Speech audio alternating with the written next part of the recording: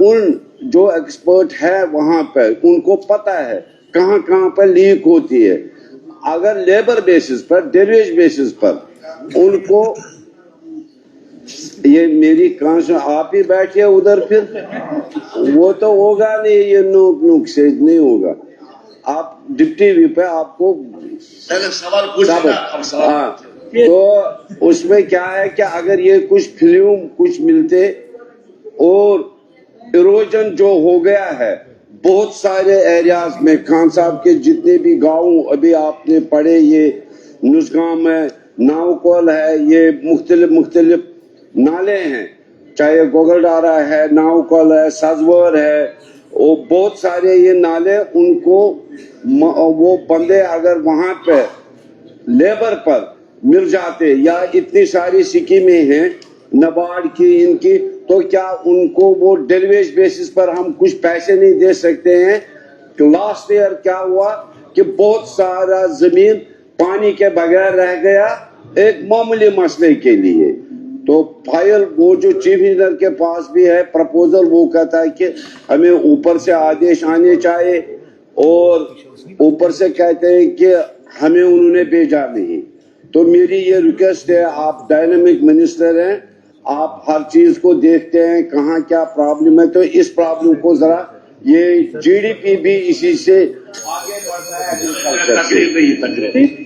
बस ठीक हो गया, सुनी उन्होंने बात आपकी। सर, ऑनरेबल एमएलए साहब के जो खदशात हैं, जिन्होंने इरिगेशन स्कूल को लेके ये कहा है कि कहीं पाइप की जरूरत है, कहीं डैमेज है, कहीं रिपेयर इनको चाहिए, ये सब इनके जो कंसर्न है, ये मैं समझता हूँ जेन्युइन है, और डिपार्टमेंट ये सब चीजें देख लेगा, और ऑनरेबल एमएलए साहब के एरिया में हर मुमकिन सिस्टम को बेहतर करने की कोशिश करें। In consultation with the honourable member mister Shaktiraj Parihar. Sir, AQ number 512. Minister in charge tourism. AQ number 512. Part A. The Tourism Department remains committed to strengthening tourism infrastructure and improving visitor facilities at major tourist destinations across the Union Territories, including Lal Draman, Dedni, Dal Draman, Ramcharana, Galadhar, and Desa in District Doda. Further, the Department of Tourism is continuously promoting tourist attractions across the region. In this context, the government is presently examining a proposal for the notification of new tourism-worthy areas in the Union Territory of Jammu and Kashmir, which also includes certain locations in District Doda, namely Udhrana, Badarwa, Sarna, Badarwa, Nalthi, Chintha, Guldanda, Padri, Khaleni Top, Lal Draman, Doda municipal limits, and Shibnot, Premnagar. B. District Doda is already recognized as an important tourist destination, and the department is actively undertaking various initiatives for the promotion and development of tourism in the district. As part of the promotional strategy for the financial years 2024-25 and 2025-26, the department has organized and publicized several events, including the Lavender Festival, Winter Festival, Mega Wrestling Competition, publicity of Ma Chandi Yatra through flex hoardings, one-day Mela at Dhal Padri, Bhalesa, and the Lal Draman Snow Festival, among others, to enhance tourism awareness and attract visitors to the region. Moreover, the department has participated in 11 tourism marts during the financial year 2025-26, wherein prominent tourist destinations of Jammu Division, including District Doda, were promoted. Similar promotional activities and events are proposed to be organized in the coming months to further place the destinations of Doda on the national tourism map. In addition, the department has undertaken key infrastructure development projects in the district. These include the construction of a double-story guest house at Lal Draman at a sanctioned cost of 75.63 lakh rupees. Further, various beautification works, viewpoints, public conveniences, and allied facilities have recently been completed in the Lal Draman area at a sanctioned cost of 80 lakhs under the capex budget, with the objective of improving tourist amenities and generating employment opportunities in the region. Honourable speaker sir, बड़े विस्तार से reply किया है honourable CM साहब ने। डोडा district जो है sir, जिसमें बहुत सारा पोटेंशियल है टूरिज्म का वहां पे, और वहां पे रिलीजियस टूरिज्म हो, एडवेंचर टूरिज्म हो, इको टूरिज्म हो, काफी सारा स्कोप वहां पे है। लेकिन अनफॉर्चुनेट पार्ट इसका यह है कि अभी तक उसको एक्सप्लोर नहीं किया गया है। मैंने जिन जगहों का यहाँ पे मेंशन किया है, जैसे लाल द्रमन की बात है, देदनी है, गलाधार है, राम रचना है, बुलंदपुर है, रुद्रगंगा देसा में है, शियाधार है, द्रमन जोधपुर। सर बहुत सारे ऐसे स्पॉट्स हैं जहां पे हजारों लोग जाते हैं, और खासकर अब अभी आने वाले टाइम में बैसाखी मेला होता है जहां हजारों लोग इन स्पॉट्स पे वहां पे जाते हैं रिलीजियस टूरिज्म को लेकर। लेकिन जो बेसिक फैसिलिटीज वहां टूरिस्ट को चाहिए वहां पे, या जो लोग वहां पे जाते हैं, वो आज तक उस पर ध्यान नहीं दिया गया है। एडवेंचर टूरिज्म का सर आप देखेंगे कि वहां पे राफ्टिंग का बहुत स्कोप वहां पर है। इस बार राफ्टिंग का वहां पे एक ऑर्गेनाइज वहां एक प्रोग्राम किया भी था, और साथ में जो झील जो बनी है, जो पुलडोडा से लेके अगर आप चंद्रकोट तक अगर देखेंगे, वहां पे वाटर स्पोर्ट, वाटर ट्रांसपोर्ट का काफी सारा स्कोप वहां पर है। मेरी ऑनरेबल सीएम साहब से यही गुजारिश है कि ठीक है, कश्मीर में गुलमर्ग हो, पहलगाम हो, हमारा पत्नीटॉप हो, हम यहां तक सीमित न रहें।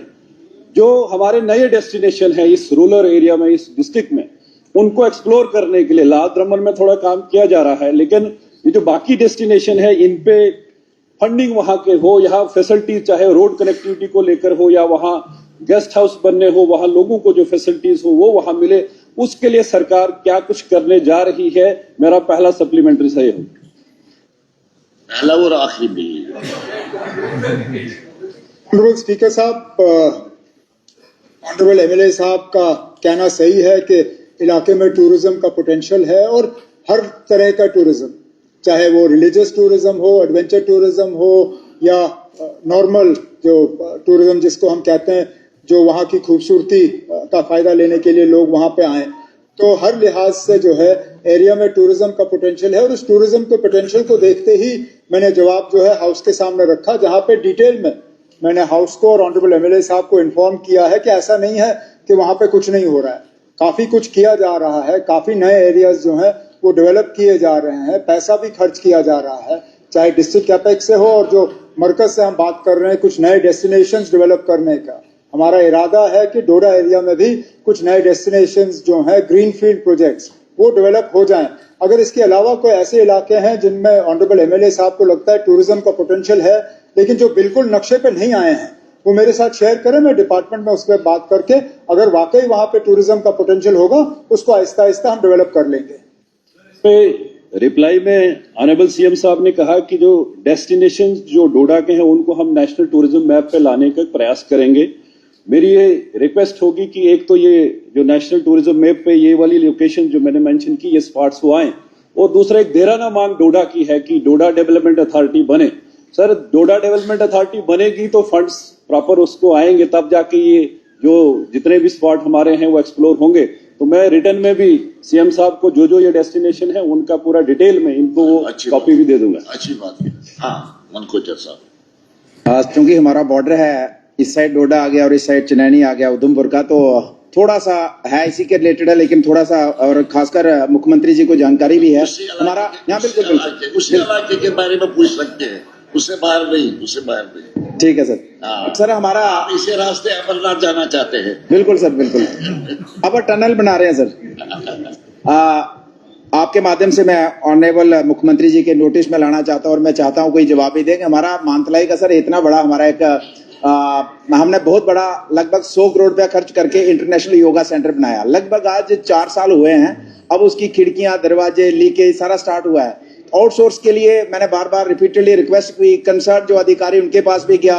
मैं चाहता हूं इसका थोड़ा सा सीरियस नोट ले, इतना बड़ा खर्च करने के बाद भी जिस पर्पज के लिए हमने बनाया वो डिफीट हो गया। तो मैं चाहूंगा कि मुख्यमंत्री जी अगर हाउस के सामने जानकारी देंगे कब तक उसको आउटसोर्स करके उसको पब्लिक डोमेन में लाएंगे। स्पीकर साहब, ऑनरेबल एमएलए साहब का कहना सही है कि वहाँ योगा और स्पिरिचुअल टूरिज्म के लिहाज से इंफ्रास्ट्रक्चर बना, और ये हमारा बनाया हुआ नहीं है। ये उस वक्त धीरेन्द्र ब्रह्मचारी जी ने अपना वहाँ पे आश्रम कायम किया था, और वो फिर गवर्नमेंट ने टेक ओवर किया। इंफ्रास्ट्रक्चर बना हुआ है, और ये आज की बात नहीं है कि इसको हम आउटसोर्स करने की कोशिश करें। आपको शायद याद होगा मुख्तलिफ हुकूमतों में, मुझे याद है 6 साल मेरी जो पहली हुकूमत रही उसमें भी हमने बहुत कोशिश की कि कोई हमें पार्टी ऐसा मिले जो कि उसको टेक ओवर करे और चलाए, और वहां पे ये योगा और स्पिरिचुअल टूरिज्म जो है हम ऑर्गेनाइज कर सकें। अभी तक उस तरह का कोई पार्टी हमें मिली नहीं, लेकिन हमारी कोशिश जारी है और उम्मीद करते हैं कि हम दोबारा इसमें जो है एक्सप्रेशन ऑफ इंटरेस्ट जो है फ्लोट कर लेंगे। कुछ जो इसमें टर्म्स एंड कंडीशंस हैं उसको थोड़ा सा आराम कर लें ताकि लोगों की कमाई की गुंजाइश जो है बढ़ जाएगी, और उम्मीद करते हैं कि अगर कोई अच्छी पार्टियां हमें मिल जाएं तो हम फटाफट उनके हवाले कर देंगे ताकि ये भी चले और एसेट भी जो हमारा है वो बच पाए। इफ्तिकार अहमद साहब, sir AQ number 1417। Minister in charge health.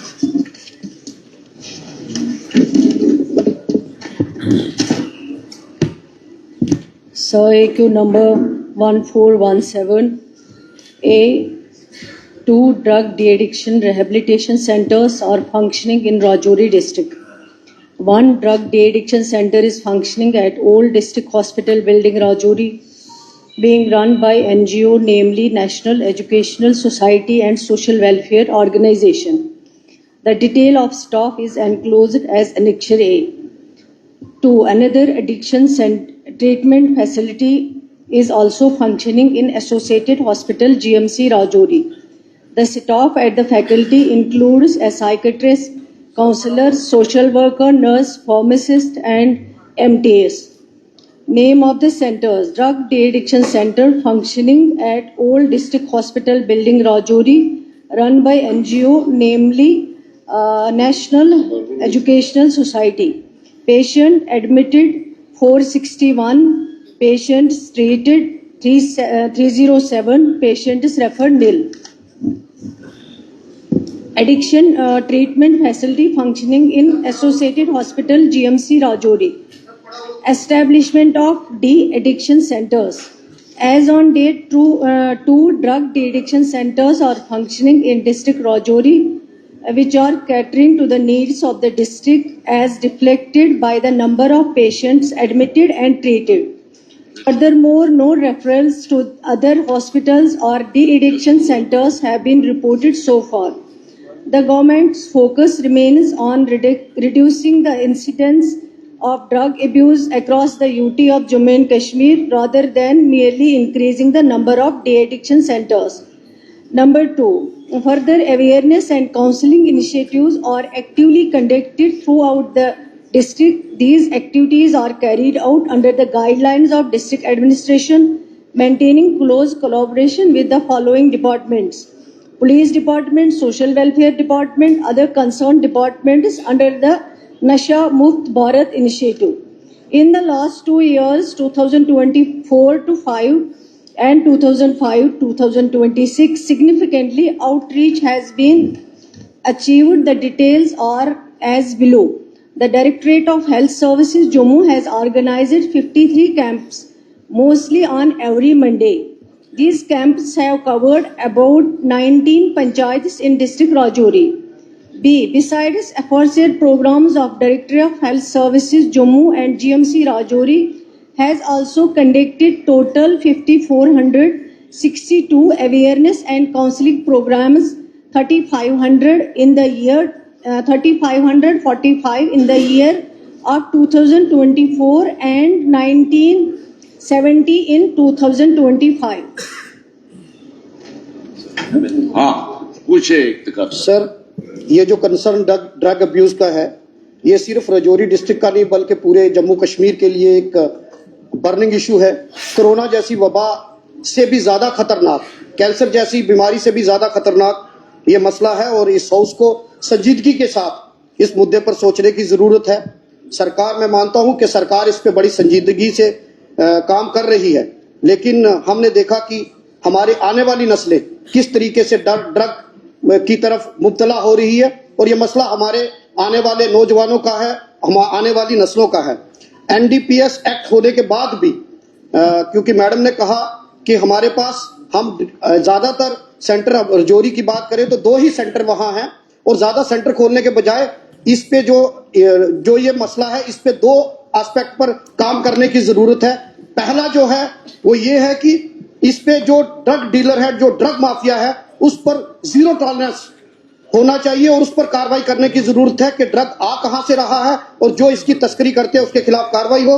और दूसरा, जो यूथ इसमें इन्वॉल्व है उनको किस तरीके से रिहेबिलिटेट करते हैं। इसमें मेरा सर ये सवाल है कि जो हमारे ड्रग डी एडिक्शन सेंटर है, अब जो पेशेंट उसमें आता है, ट्रीट होता है, उसके बाद महीने के बाद 2 महीने के बाद इलाज लेने के बाद वो वापस बाहर चला जाता है। क्या सरकार कोई ऐसा प्रोविजन कर रही है कि वो दोबारा लैप्स ना हो, और जो ट्रीटमेंट लेने के बाद जो वहां से पेशेंट जाता है उसको एंगेज करने के लिए, ताकि वो दोबारा ड्रग की तरफ मुब्तला ना हो, उसके बारे में सरकार क्या कर रही है? और दूसरा, अभी तक कितने ड्रग के इश्यूज हैं, जो ड्रग डीलर, ड्रग माफिया के खिलाफ जो कार्रवाई सरकार ने की है, कितने लोग ऐसे हैं जिनको सरकार ने सजा दिलवाई है? क्या वो सिर्फ केस रजिस्टर करने के बाद अपनी पावर और पैसे के बलबूते पर वो छूट जाते हैं, या कितने लोग कन्विक्ट हुए हैं, ये मैं जानना चाहता हूं। और तीसरा, जो हमारे प्राइवेट ड्रग रिहेबिलिटेशन सेंटर है, वो मनमानी फीस लेते हैं। एक तो परिवार का बच्चा इस वबा में मुब्तला है, और दूसरा उन परिवारों से मनमाने पैसे लिए जाते हैं। सरकार उस पर रोकने के लिए क्या कदम उठा रही है? तकरीर एक मारी आपने। हाँ, कुछ बोलना चाहते हो आप? हाँ। सर, ऑनरेबल मेंबर का जो कंसर्न है बिल्कुल सही है, और इस इशू पे कई बार इस ऑनरेबल हाउस में बहुत डिस्कशन हुए हैं, लेकिन जब भी डिस्कशन आए, जब भी क्वेश्चन आए, तो मैंने यही बात कही है, जो हेल्थ डिपार्टमेंट का काम है, जैसे मैंने क्वेश्चन में अपने ऑलरेडी बता दिया है कितने अवेयरनेस कैंप अभी तक किए हैं उनके एरिया में, राजौरी साइड में, और उन अवेयरनेस कैंपों में जानकारी दी जाती है कि ड्रग्स लेने से कितना ज़्यादा नुकसान है। और जहाँ तक हेल्थ डिपार्टमेंट का काम है, मैंने कई बार इस चीज़ का जिक्र इस हाउस में किया है कि हेल्थ डिपार्टमेंट का काम सज़ा देना नहीं है। हेल्थ डिपार्टमेंट काम है ट्रीटमेंट करना, काउंसलिंग करना और रिहेबिलिटेट करना, रिहेबिलिटेट करने के बाद वापस देना। जैसे हमें कई एजुकेशन इंस्टीट्यूशंस में अगर कहीं पे शिकायत आई, तो हमने उनके जो सिम्टम्स हैं उनको आइडेंटिफाई करके, जो भी वहाँ पे टीचर्स हैं या बाकी स्टाफ है, और उनको हमने कोशिश की काउंसलिंग करें, रिहेबिलिटेट करें, ताकि वो इस वबा से जो है नजात मिल जाए उनको, और आगे उनकी लाइफ में इस तरह की मुश्किलें जो ड्रग्स यूज करने से होती हैं। इसके अलावा इस बार हेल्थ डिपार्टमेंट ने काउंसलर्स ट्रेन किए हैं, ताकि वो हर जगह पे जहाँ पे भी अवेयरनेस कैंप हो, वो काउंसलर वहाँ पे जाएं और वहाँ पे बाकी लोगों को भी ट्रेंड करें, चाहे वो गाँवों के एक्स पंचायत मेंबर्स हों, चाहे वो बाकी वहाँ पे जीज़त शहरी हो या वो उल्मा हो, उनसे बात करें, ताकि इस ड्रग यूज से कितना नुकसान होता है हमारी नौजवानों को। तो काउंसलर अब हेल्थ डिपार्टमेंट ने ऑलरेडी ट्रेंड किए हैं, वो भी अपनी तरफ से कोशिश कर रहे हैं, ताकि ये जो इसमें मुलव्वस हमारे नौजवान हैं उनको किस तरह से ठीक किया जाए, किस तरह से काउंसलिंग की जाए। लेकिन ये रोकना, ड्रग्स को रोकना जो है यहाँ आने से, जम्मू कश्मीर में आने से, ये पुलिस का काम है, न कि हेल्थ डिपार्टमेंट का काम है। हम रोक नहीं सकते हैं, हम इलाज कर सकते हैं, हम काउंसलिंग कर सकते हैं। हम जहां तक ऑनरेबल मेंबर ने कहा है कि कितने सारे पेशेंट्स को ट्रीट किया गया, अगर इन्होंने सवाल पढ़ा होगा तो मैंने ऑलरेडी अपने सवाल के जवाब में बता दिया है कि कितने सारे पेशेंट, जैसे इन्होंने कहा था, मैंने कहा patient admitted 461, patient treated 307, referral कोई नहीं हुई। इसी तरह एडिक्शन ट्रीटमेंट जो हुआ है वो 361 में हुआ है। इसी तरह पेशेंट जो ट्रीट किए हैं वो 251 है। इसमें हम सबका कंसर्न है और हम सब इसमें ज़्यादा से ज़्यादा अवेयरनेस कर सकते हैं, ज़्यादा से ज़्यादा अपनी तरफ से कोशिश कर सकते हैं, इलाज कर सकते हैं। लेकिन मेरी इस हाउस, ऑनरेबल हाउस के ज़रिए होम डिपार्टमेंट से गुजारिश है कि उनको इस पे ज़्यादा से ज़्यादा काम करना चाहिए, ताकि जम्मू कश्मीर इस वबा से जो है बच सके। सर एक मिनट, आपने 2-3 क्वेश्चन पूछे, आप कितने पूछे आपने? 3 पूछे। छोटा सा सवाल। हाँ सर, छोटा सा सर, प्राइवेट जो ड्रग एडिक्शन सेंटर है प्राइवेट, उनको रेगुलेट करने के लिए मनमानी जो फीस उनसे पैसे लिए जाते हैं, उनको रेगुलेट करने की जरूरत है। मैं मैडम अच्छा काम कर रहे हैं, मैं कहता हूं कि उस पर देखने की जरूरत है, क्योंकि जम्मू कश्मीर में हमने देखा जो private drug de addiction centre है वो मनमाने पैसे ले रहे हैं, उनको रेगुलेट करने की जरूरत है। चलिए ठीक है, हाँ पूछिए आप। सर मैंने लास्ट सेशन में भी ये कहा था कि कठुआ हमारा जो एंट्री गेट है लखनपुर और कठुआ, वहां से सारा ये ड्रग्स का सिलसिला चल रहा है और वहां के लिए मैंने कहा था कि प्रॉपर रोकथाम करने की जरूरत है। दूसरा ये है कि पिछले 2 साल में गवर्नमेंट के पास कोई डाटा नहीं है कि कितने कठुआ टाउन के लोग कितने मर गए, और मेरे सर्वे के मुताबिक मोर देन 100 लोग मर गए 1 साल में, और उनकी जो फैमिली है वो सफर कर रही है। उनका रिहेबिलिटेशन के लिए भी गवर्नमेंट ने कुछ करना चाहिए, और जो लोग इसमें जा रहे हैं बच्चे, उनके लिए जो डी एडिक्शन सेंटर हैं वो भी प्रॉपर्ली इक्विप नहीं है, वो भी करने की जरूरत है। आपके सजेशन है? हाँ तनवीर साहब। एक इम्पॉर्टेंट बात है, क्योंकि आपने उस दिन कहा था कि आधे घंटे आप इसके ऊपर एक डिस्कशन रखेंगे पिछली बार, तो अगर वो हो सकता है वो बड़ा इंपॉर्टेंट है। लेकिन उसके साथ मैं ऑनरेबल मिनिस्टर से सर पूछना चाहूंगा एक चीज की, क्या एडिक्शन जो है उसमें पिछले 1 साल में कमी आई है कि ज्यादा हुआ है? वो अगर उसका रिपोर्ट, बहुत इंपॉर्टेंट, बड़े मोदबाना गुजारिश करूंगा कि आपने कहा था कि आप यहाँ बिल लाएंगी, क्या कोई तरीका है या आप इस सेशन में वो बिल ला रही हैं? बहुत मिनिस्टर साहिबा कुछ कह रहे हैं। सर जैसे ऑनरेबल मेंबर इफ्तिखार साहब ने पूछा है कि जो प्राइवेट एनजीओज जो चलाते हैं ड्रग एडिक्शन सेंटर्स, वो अपनी मनमानी करते हैं। लेकिन मैं ऑनरेबल मेंबर को बताना चाहूंगी कि कहीं पे भी अगर हमें शिकायत आई है इस बारे में, लेकिन हमने जरूर उसके लिए एक्शन भी किया है, और ऐसा नहीं है कि वो अपनी मनमानी करेंगे। बिल्कुल उनको सरकार अक्सर बेशतर पूछती है कि आपको बिल्कुल इन रूल्स के मुताबिक जो है चलना है। अगर कहीं पे भी इस तरह की शिकायत है, मैं ऑनरेबल मेंबर्स को बताना चाहूंगी कि वो जरूर हमारे नोटिस में लाएं, ताकि इस तरह की मनमानी किसी को भी नहीं करनी दी जाएगी। जहां तक यहाँ से ऑनरेबल मेंबर, सवाल तो सुन लीजिए, पहले जवाब तो देने दीजिए फिर बता दीजिए। तनवीर साहब ने पूछा है कि कितना जो ये ड्रग एडिक्शन जो है उसके फिगर्स जो हैं वो बड़े हैं या कम, या शायद वहां से ये सवाल आया है। लेकिन मैं यहाँ पे ये बताना चाहूंगी कि इसमें कुछ एरिया में कम हुए हैं केसेस, लेकिन कुछ एरिया में बढ़ गए हैं केसेस।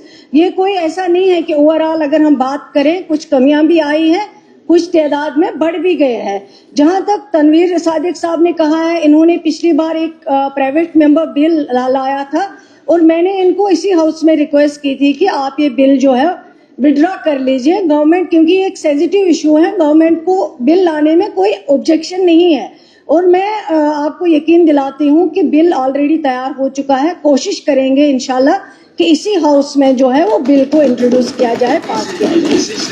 कोशिश इसी सेशन के दौरान सेशन में। अब ठीक है, आप बिल आ रहा है तो उस वक्त बात करें जिसको करनी होगी। ये ला रहे हैं बिल, यहाँ पर तो मौका मिलेगा सबको बात करने का। अच्छा नहीं, बस इस पर इतना ही। हाँ, मिनिस्टर इंचार्ज रेवेन्यू चंद्र प्रकाश जी का सवाल, मिनिस्टर इंचार्ज रेवेन्यू। सर, एक number 418, in terms of government order number 432 of 1966 and dated 3rd June 1966, proprietary rights were conferred upon the cultivators of state lands who had already been declared as tenants at will. In terms of the government order number LV 6C of 1958, subject to the various conditions, including that the grantee shall use the land for agriculture purposes only and shall not be entitled to alienate it without the previous permission of the government. Further, the matter is under examination in the Department for appropriate action under law. Sir. Supplementary sir, मेरा कहना यही है कि basically हमने revenue को खुद corruption का अड्डा बना दिया है, चाहे वो जितने भी कानून है। LV 6 के तहत हुई जमीन, आज आप देखिए हाउस में कितने लोग हैं जिनकी उम्र 70 से ऊपर है। 70 साल हो गए, 57 से उनकी जिंदगी गर्दावरी थी, 55 से लेकर देखिए वो 55 से लेकर आज कितना टाइम हो गया। उनको जब गवर्नमेंट कोर्ट ने भी ऑर्डर दे दिए हैं, सरकार को लेजिस्लेशन लानी है और इसको लोगों को उनको राइट देने हैं। तीसरी पीढ़ी उनकी आगे बढ़ गई है जगह, और वो कहते हैं ये अभी उसकी परमिशन लेनी है। परमिशन किससे लेनी है? एक करप्शन का अड्डा है, उन लोगों को राइट दिए जाएं। अब सेक्शन 12 है उसमें आप देखिए कि जिनकी जो पहले 180 कनाल थी सीलिंग, जब 80 हुई, उसके बाद जिन लोगों ने फार्म भर दिए, उसके बाद फार्मर और उसके बीच में जो ओनर था और जो किसान था, उनके बीच में एग्रीमेंट हो गया, वो जगह आगे वो सेक्शन 12 के तहत हो गई। बेसिकली वो स्टेट लैंड नहीं थी, अब सरकार तो उसको स्टेट लैंड कहती है, वो तो ओनर की लैंड थी जो गवर्नमेंट ने एक सेक्शन के तहत उसको वो गवर्नमेंट किया। मैंने पहले भी इस हाउस में बात की है, मेरा बड़ा ही क्लोज और बड़ा गरीब लड़का, उसने अपने बच्चे को भेजना था, उसका कहता मुझे 25 लाख रुपया लगा, मैंने जमीन अपनी बेच दी, अब बिकती है नहीं सर, अब मैं क्या करूं, पैसे मैंने ले लिए हैं, वो अब मुझे मारने आता है, कभी कहता है मुझे बचाओ। मैं ये कहता हूं कि ऐसे कानून, अब सरकार बनी है, पहले तो ये कहते थे अच्छा जी ब्यूरोक्रेसी ने ये किया वो किया, अब पॉपुलर गवर्नमेंट है, जो भी बॉटल नेक्स हैं, चाहे वो गैर मुमकिन खड्ड हैं, मुझे अफसोस होता है, छन्नी हिम्मत, सारे मकान बन गए हैं। एक बंदा बेचारा एक्सपायर हो गया, उसका बेटा मेरे पास आया था, कहता है सारे मकान बने हैं लेकिन मेरा वाला प्लाट नहीं बिकता, या तो मैं खुद एक मिनट में भी बात कर लूं, कहता इसलिए नहीं बिकता कि उस पर गैर मुमकिन खड्ड है, जो मकान बन गए हैं। अब ऐसे कानून रखने की, देखिए सरकार का जो, हम जब पॉपुलर गवर्नमेंट में आते हैं तो हमारा ये धर्म है, कर्तव्य है कि हम उन लोगों को बचाएं जो करप्शन के, रोज आप अखबारों में देखते हो, नायब तहसीलदार अंदर कर दिया, पटवारी अंदर कर दिया, फलाना अंदर कर दिया। क्या चाहते तो हैं? अब यही चाहते हैं कि ये सारे कानून जो है इनको सरकार रिविजन करके रिव्यू करके लोगों को कंफर्टेबल जोन में लाए।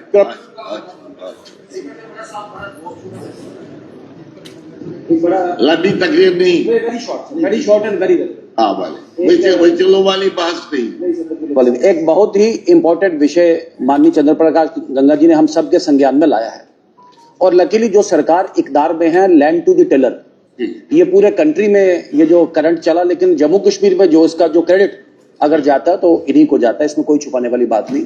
और बहुत बड़े लीगल ल्यूमिनरी इनके पास, जिनका ये ब्रेन चाइल्ड था, मिर्जा अफजल बेग साहब, देवीदास ठाकुर साहब, प्यारेलाल हांडू साहब। जो ये विषय है S-432 was an interim administrative order, जिसके माध्यम से टेनेंट एट विल को एक मालिकाना जो करार उसमें दिया जाता था। लेकिन जब उसके तकरीबन 10 वर्ष के बाद एग्रेरियन रिफॉर्म्स एक्ट आ गया, तो उस ऑर्डर की कहीं भी कोई नुयत, कोई भी लिमिटेड उसकी थी नहीं। कानून की आप बोलेंगे, कानून की लैंग्वेज में हम कहते हैं प्रिंसिपल ऑफ सब्सिक्वेंट लेजिस्लेशन। जब लेजिस्लेशन आ गया तो ऑर्डर का कोई दम उसमें रहा नहीं। जैसा चंद्र प्रकाश जी कह रहे हैं, उस ऑर्डर में 2 बार थे S-432 में, टेनेंट एंड विल, एक तो उस लैंड को एग्रीकल्चर पर्पज के लिए यूज करेगा और दूसरा उसको एलिनेट नहीं करेगा। लेकिन जब एग्रेरियन रिफॉर्म्स एक्ट ने दोनों लिमिटेशंस को अडॉप्ट नहीं किया, तो इसका मतलब वो दोनों लिमिटेशंस ऑटोमेटिकली खत्म हो गए। अब हाई कोर्ट का डिटेल जजमेंट है जो ऑनरेबल मेंबर कोट कर रहे हैं, मैं जजमेंट का नाम भी लूंगा, मोहम्मद अकबर शाह वर्सेस स्टेट, जिसमें स्पेसिफिकली कहा गया a dead executive ghost is being used to haunt a living statutory right. तो अपनी ऑनरशिप लैंड को सेल करना, आप उसको एलिनेट करना हर किसी का फंडामेंटल राइट है। And this is a big, एक lacuna and classic case of bureaucratic apathy या रेड टेपिज्म, जो उन्होंने कहा। मैं सरकार से उम्मीद करूंगा कि सरकार में please rise to the occasion, और आप प्लीज टाइम फ्रेम बताएं। ये आपने लिखा लॉ डिपार्टमेंट करेगा, लॉ डिपार्टमेंट बात करेगा, एब्सोल्युटली नॉट। आप टाइम बताएं when you will rise to the occasion. और जो कानून की और जो हाईकोर्ट ने आपके ऊपर जो डायरेक्शन दी है, आपके ऊपर इंप्लीमेंट लगती है कि नहीं लगती, और कितनी देर में आप इसको करेंगे। हमने पिछले हाउस में भी सरकार ने कहा था, जैसे उन्होंने कहा खड कर, अभी तक खड में आप आ नहीं पाए। तो मेरा ये हम्बल सबमिशन आपके माध्यम से सरकार से। Thank you. चलिए कोई बात नहीं, आपको कुछ कहते हैं सर? ये जो SRO 432 जो केसेस हैं सर, ये जो 1966 S-432 वो जमीनें जो तावे मर्जी सरकार लोगों के कब्जे में थी, जिनको कल्टीवेशन के लिए सरकार ने उनको इजाजत दी थी, लेकिन फरोख्त करने के लिए नहीं थी। ये सिलसिला सर चलता रहा, आज तक चल रहा है, ये कंटिन्यू चल रहा है। और इसमें सरकार ने एक ये कंडीशन लगाई थी कि कोई विदाउट परमिशन जो है वो इसको सेल नहीं कर सकता है। तो लिहाजा एक इस पे काफी लोग जो हैं वो कोर्ट में चले गए, और इस वक्त जो सब जुडिस है कि सर केस ये चल रहा है केस, और सरकार के सामने ये चीज है और सरकार इसको एग्जामिन भी कर रही है। इसका जो अब 7 अप्रैल को हाई कोर्ट में ये केस लगेगा। जो ही हाई कोर्ट से कोई हमें डायरेक्शन आती है तो उसके बाद सरकार जो है इस पर कुछ ना कुछ सोच सकती है। हाँ मेरी साहब sir 1133 minister in charge health, 1 minute आप इसका जवाब ले लेंगे आप, 1 मिनट एक। हाँ मनकोजा साहब, यहाँ पर आपका पॉइंट ऑफ ऑर्डर था, इसीलिए मैंने आपको कहा कि इंतजार कीजिए, जब क्वेश्चन आएगा उस वक्त बैठिए आप। आपकी ऑब्जेक्शन है कि 150 वर्ड से ज्यादा क्वेश्चन नहीं होना चाहिए। ऑब्जेक्शन सही है, मैंने पहले भी कहा आपको। मैं इस हाउस को ये बताना चाहता हूं कि आपके जो क्वेश्चन मुझे मिले इस बार भी और पीछे भी जो मिले, एक एक क्वेश्चन मैंने खुद पढ़ लिया, एडमिट करने से पहले खुद पढ़ लिया, और ये जो रूल्स हैं उनकी रोशनी में उनको एडमिट किया या रिजेक्ट किया। ये जो कंडीशंस ऑफ एडमिसिबिलिटी हैं क्वेश्चंस की, आपके पास मैंने रूल्स किताब आपको सबको दे दी है। रूल नंबर 38 में 30 कंडीशंस दी गई, 30 कंडीशंस कि किन किन सूरतों में क्वेश्चन एडमिट नहीं हो सकता है। मगर आपके क्वेश्चंस पढ़ने के बाद मुझे माफ कीजिए, मुझे लगा है कि जो क्वेश्चन दिए जाते हैं रूल्स को देखकर नहीं दिए जाते, यानी आप उन कंडीशंस को लिहाज में जहन में रखते नहीं है। नतीजा ये होता, मुझे आज की बार कोई 1600 क्वेश्चन मिले, अगर स्ट्रिक्टली उन रूल्स को मैं फॉलो करता तो 10 से ज्यादा क्वेश्चन रिजेक्ट हो जाते और तूफान मच जाता। हमारे क्वेश्चन आ गए, स्पीकर साहब ने एडमिट नहीं किए। कहीं कहीं थोड़ा बहुत मुझे रूल्स को रिलैक्स करना पड़ा, मगर ये नहीं कि हमेशा के लिए रिलैक्स करना पड़ा। मैंने अपने सेक्रेटरी को कहा कि हमें कोई दिन साल के दौरान श्रीनगर जाके एक दिन हमें एक सेमिनार करना चाहिए, वर्कशॉप करना चाहिए। हमने पीछे भी वर्कशॉप किया था 3 दिन के लिए, लेकिन 3 दिन काफी नहीं थे। आए यहां पर एक्सपर्ट्स, मगर क्वेश्चन अवर को डिटेल में यहां पर एग्जामिन नहीं किया गया, उन पर बात नहीं हुई। मैं बताना चाहता हूं आपको कि किस सूरतों में आपका सवाल एडमिट हो सकता है या रिजेक्ट हो सकता है। इन कंडीशंस में कंडीशन नंबर 7 है, रूल 38 की कंडीशन नंबर 7 कि the question should not be of excessive length. अब ठीक है, it should not be excessive length and it shall not ordinarily exceed 150 words. ये लिखा है वहां, कोई शक नहीं। ये 150 वर्ड्स की तलवार तो मैंने इस्तेमाल की ताकि क्वेश्चन पे कुछ क्वेश्चन उन्होंने रिजेक्ट कर भी दिए। जब तंग आया मैं देख के 200 का सवाल, 200 वर्ड्स का सवाल, 250 वर्ड्स का सवाल मैंने रिजेक्ट किए, मगर कुछ रखना पड़े। मैंने कहा कि आज पहली बार मैंने अपनी डिस्क्रिशनरी पावर्स को इस्तेमाल किया, किसी किसी जगह फिर उसको एडमिट करना पड़ा। मैंने कहा पहले ये बात में आपकी नोटिस में लाओ, आपकी नोटिस में लाने के बाद, आपको बताने के बाद, ये तरबियत देने के बाद भी अगर आप इंसिस्ट करते हैं, फिर रिजेक्ट करने के बगैर और कोई चारा नहीं। लिहाजा आज एज ए स्पेशल केस कुछ क्वेश्चन हमने एडमिट किए। आपने पीछे भी क्वेश्चन उठाया ये, और मैंने कहा आप ठीक करें, आज भी कह रहा हूं कि आप ठीक करें, क्योंकि सब रूल 7 रोमन में क्लियरली ये कहता है कि question should not be of excessive length, it shall not ordinarily exceed 150 word, ordinarily it shall not exceed 150 word. तो कोई बात नहीं, इंशाल्लाह अगर जिंदगी रही तो श्रीनगर में एक दिन हम सिर्फ क्वेश्चन नंबर को डिस्कस करेंगे। क्वेश्चन नंबर में कौन से क्वेश्चन पूछे जा सकते हैं, सप्लीमेंट्री का क्या स्कोप होता है, किस तरह से आप सप्लीमेंट्री पूछ सकते हैं, और मिनिस्टर्स की जिम्मेदारी क्या है, जवाब कैसे दे रहे हैं। ये सब चीजें मैं आप तक पहुंचाने की कोशिश करूंगा इंशाल्लाह श्रीनगर में। तो आज जो मैंने अब एडमिट किए, अब देखिए ना, अगर इस किस्म के क्वेश्चन मैंने किए, मेरे पास पावर्स हैं, स्पीकर, मेरा फैसला फाइनल होता है। जो मैंने किए तो वो किए, वो गलत है मैंने नहीं किया, वो मेरे पावर्स है। एज ए स्पेशल केस मैंने किए, डिस्क्रिशनरी पावर्स को इस्तेमाल करके। लिहाजा आज की बार जो हमने किया वो ठीक किया, बाकी आपको बंद करना पड़ेगी। और आगे जाके पूरी तरबियत देने के बाद भी अगर कोई इंसिस्ट करता है कि गलत करता है, उस सूरत में हम क्वेश्चन को एडमिट नहीं करेंगे। अच्छा वीरी साहब पूछे, वीरी साहब नहीं आप बात इस पर बात हुई क्वेश्चन नंबर मुझे ज्यादा कुछ नहीं बोलोगे, एक मिनट की बात करनी है। सर आपने अभी जो कहा कि रूल्स है, लंबा सवाल नहीं होना चाहिए, मुझे बताइए। आपने भी काफी थे। मुझे बताइए, हमने हर सेशन में हमने 10-10 सवाल आपने हमसे मांगे। मुझे बताइए 10 में से एक सवाल का जवाब ही हम नहीं दे पाते हैं। वजह यह है कि हमारा 30 पे आता है, 31 पे आता है। हमारा रोल जो असेंबली में है क्या? उसका भी मैं इलाज करूंगा बेटे, अब उसका भी इलाज है, वो भी उसी सेशन के दौरान मैं बताऊंगा इलाज क्या है। हाँ चलिए सर 1133 जी 1133 हाँ, minister in charge health and medical education.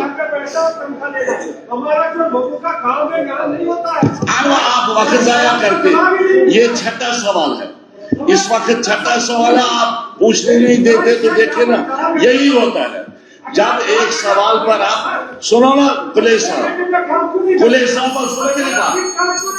सुनो ना मेरी बात, आप बात सुनो मेरी, तकरीर नहीं बात सुनो, जवाब आप जवाब सुनो ना, मैं बताऊंगा, आप सुनते नहीं है।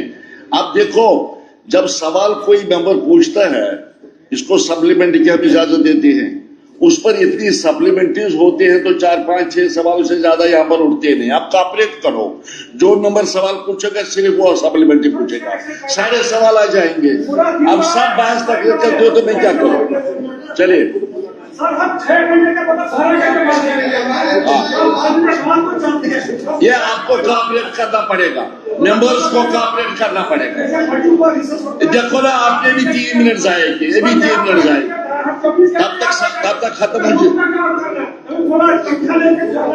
सवाल सब नहीं उठ सकते, सारे सवाल नहीं उठते।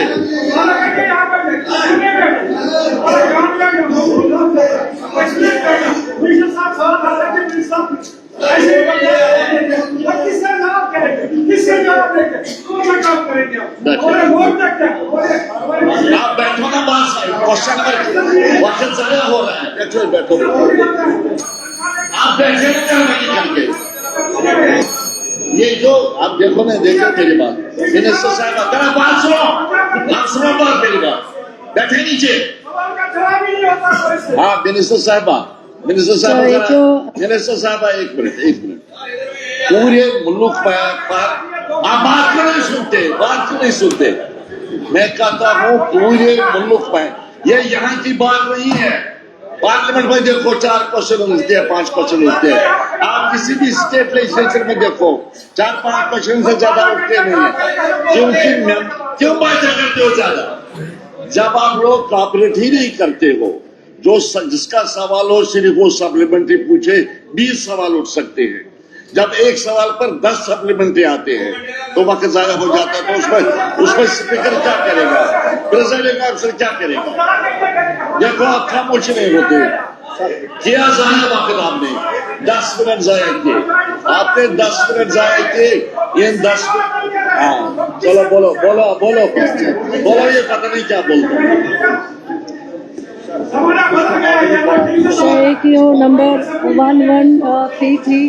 There are 4 medical blocks in Sirgofara, Bijbihara constituency, namely Kaimu and Yaripura, under the jurisdiction of CMO Kulgam, and Bijbihara and Salat under the jurisdiction of CMO Anantnag, who supervise medical services in the area.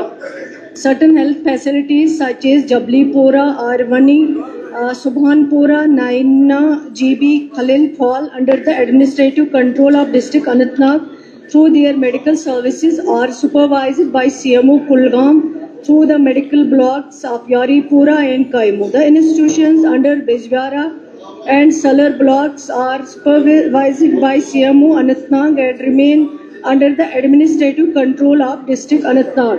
At present, there is no proposal in the department to make the medical blocks of Sirgokwara, Bijbara co-terminus with the constituency in the UT of Jammu and Kashmir. Medical blocks have been established keeping in view the number of health institutions, population density, topography, accessibility in line with the WHO standards. To address critical gaps, the department is focusing existing health facilities under IPHS 2022 norms and enhancing accessibility through telemedicine services, e-Sanjeevani, using a hub and spoke model, thereby ensuring improved quality services to the common masses. After my visit in May 2025, the matter regarding the jurisdiction of medical blocks in the Sirgokwara constituency was truly examined. The healthcare delivery framework in the constituency is presently two chief medical officers, while the constituency lies in district Anantnag. 4 medical blocks, that is Bijbara, Salar under CMO Anantnag and Kaimu and Yaripura under CMO Kulgam have been established on technical parameters such as population density and topography in line with WHO standards. Upon review, it has been observed that there is no administrative anomaly redrawing of block boundaries to make them co-terminus with the constituency. The department's focus remains strengthening healthcare delivery through existing facilities under IPHS 2022 norms and leveraging telemedicine platforms e-Sanjeevani to ensure access of residents of areas such as Jabalpura and Arvani. The assurance given during my visit has been addressed through these measures aimed at improving healthcare access without the existing administrative framework enclosed as Annexure A. सवाल पूछेंगे, जवाब लंबा है। हाँ, इसको हम पढ़ा हुआ तस्वीर करेंगे। सर बड़ा मुफस्सिल जवाब है, डिटेल जवाब है। मैं नहीं चाहता था कि ऑनरेबल मिनिस्टर साहिबा ये पढ़े, चलिए पढ़ा, इन्होंने ठीक किया।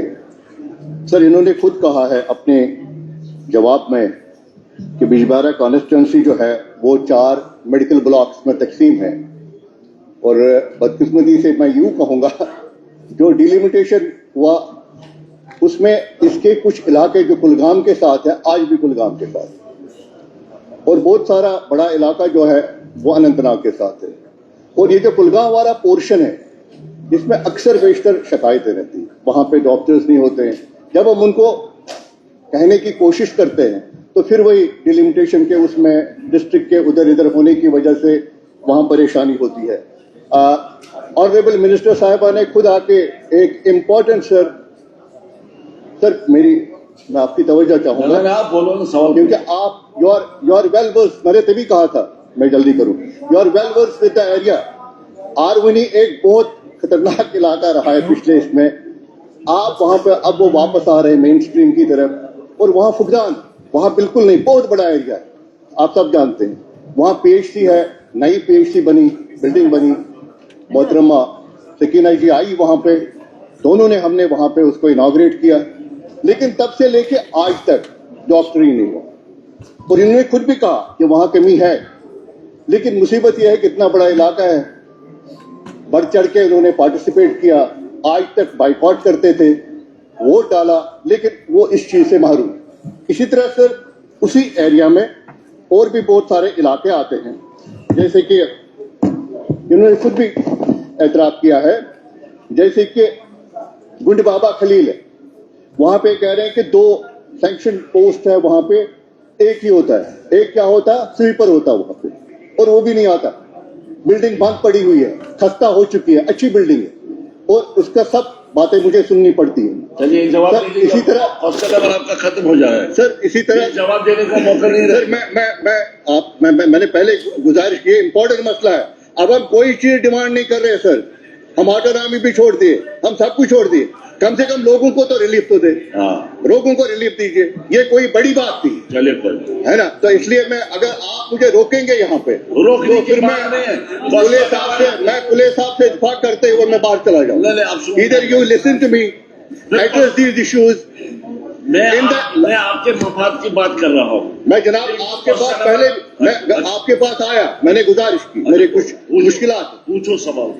सर इसी तरह तुलखुन एरिया, वहाँ है हेल्थ सेंटर है, स्टाफ ही नहीं है। लट्टीपोरा है, मेरे भाई के साथ अभी ये भी कह रहे थे, इनको फोन आते हैं वहां से, स्टाफ ही नहीं है। बहुत बड़ी बिल्डिंग बनी हुई है।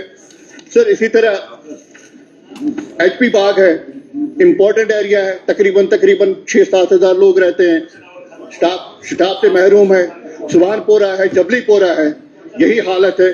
सर यही नहीं, अगर हम जाएंगे आप ऊपर वाले ब्लॉक की तरफ, तकरीबन स्मॉल पोजीशन है,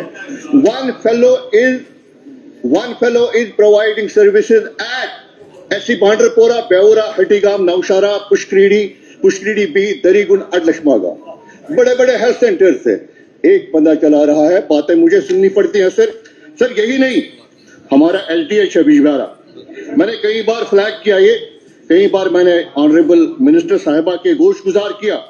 वहां पे ट्रामा हॉस्पिटल है, वो खुद आई और मुझे कहा कि आप प्रपोजल दे दीजिए कि वाकई बहुत अच्छा हॉस्पिटल है, हमको यूटिलाइज करना चाहिए, लेकिन बदकिस्मती से नहीं हुआ। 7 कंसल्टेंट थे वहां पे, 7 कंसल्टेंट। सर हमने क्लब किया था, क्योंकि वहां पे कोई काम नहीं हो रहा SDH के साथ, 7 के 7 उठाए गए और तीन वहां पे रखे गए। तो मेरी गुजारिश है आपसे, अगर इन चीजों को इस ऐवान के थ्रू एड्रेस नहीं होगा तो मुझे लगता है हमारा यहाँ पे आना और स्टेट एक्सचेकर पे बोझ रहना मुझे लगता है जस्टिफाई नहीं करता है। आपसे ठीक है मैडम, सवालात आए आपके जहन में, अब वक्त चला गया। तो कोई अगर आपकी इजाजत हो, विद योर परमिशन, तो मैं कर लूंगी, अगर नहीं चलो एक मिनट करिए आप। सर एक जो ऑनरेबल मेंबर ने सवाल में पूछा था, जो इनका एरिया है, कुछ एरिया इनको कुलगाम के साथ पड़ता है, कुछ पड़ता है अनंतनाग के साथ। पहले एक ही था, लेकिन अब इनका मसला ये है कि जब डिलिमिटेशन हुई, इनकी कॉन्स्टिट्यूंसी कुछ चली गई कुलगाम में, और वही जो हेल्थ ब्लॉक के साथ इनके गाँव थे वो ऑलरेडी कुलगाम में थे, तो कुलगाम में ही है। जो इनके अनंतनाग में थे वो अनंतनाग में ही है। सर ये सिर्फ एक कॉन्स्टिट्यूंसी का मसला नहीं है, ये ओवरऑल बहुत सारे ऑनरेबल मेंबर्स का कंसर्न है कि जब कॉन्स्टिट्यूंसियां अलग चली गई, उनके कुछ गाँव वैसे ही रहे, ब्लॉक्स में ये रूरल डेवलपमेंट में भी प्रॉब्लम है, रेवेन्यू में भी प्रॉब्लम है, इसी तरह हेल्थ डिपार्टमेंट में भी प्रॉब्लम है। लेकिन सर ये मुमकिन नहीं है कि जैसे कॉन्स्टिट्यूंसियां हमारी हैं और उसी तरह हम कॉन्स्टिट्यूंसी के बुनियाद पे हेल्थ मेडिकल ब्लॉक को ट्रीट नहीं कर सकते हैं। अगर वो किसी और मेडिकल ब्लॉक के साथ है, उनको वहां पे वही उसी ब्लॉक के अंदर जो है उनको वहां पे जो है ट्रीट किया जा रहा है। आप बैठिए 2 मिनट तो जवाब तो सुन लीजिए, 10 मिनट तो आपने तकरीर की है सर। उसके अलावा इन्होंने जो डेफिशिएंसीज की बात, सर अगर आपने जवाब पढ़ा होगा, जवाब में इनके यहाँ जो है, मैं खुद गई थी, इनका जो वहाँ पे ट्रॉमा हॉस्पिटल है, सही है, बहुत अच्छा हॉस्पिटल बना है। उस हॉस्पिटल की संग बुनियाद 2013 में ऑनरेबल चीफ मिनिस्टर साहब ने डाली थी, जब उस वक्त की सरकार थी। फिर ये तैयार हो गया, फिर मैं भी वहां गई, फिर हमने, क्योंकि वो खाली पड़ा था, हमने सोचा इतना अच्छा हॉस्पिटल है, यहाँ लोगों के काम आए, हमने आयुष का सेंटर वहां स्टार्ट किया, हमने OPD में कुछ सेक्शन वहां स्टार्ट किए। जहां तक इनका स्टाफ का सवाल है, सर आपके सामने क्वेश्चन है, इन्होंने कहा है 17 टोटल पोस्ट वैकेंट है, 17 में से 11 ऑलरेडी प्रेजेंट है। सर ये पॉसिबल नहीं है, इस वक्त ओवरऑल जो है प्रॉब्लम है, वैकेंसीज बहुत है, लेकिन उसके अलावा इनका जो एरिया है वहाँ काफी स्टाफ है, कोई दिक्कत नहीं है। जिन पोस्ट के बारे में ये पूछते हैं वो पोस्ट सैंक्शन नहीं है, जिनके बारे में ये जिक्र करते हैं वो डॉक्टर्स, पैरामेडिकल स्टाफ, वो पोस्ट वहाँ पे सैंक्शन नहीं है। जब पोस्ट सैंक्शन हो जाएंगे, मैं इनको यकीन दिलाना चाहूंगी, जब सैंक्शन पोस्ट होगा उस वक्त उनको वहाँ पे जो है रिक्रूट किया जाएगा।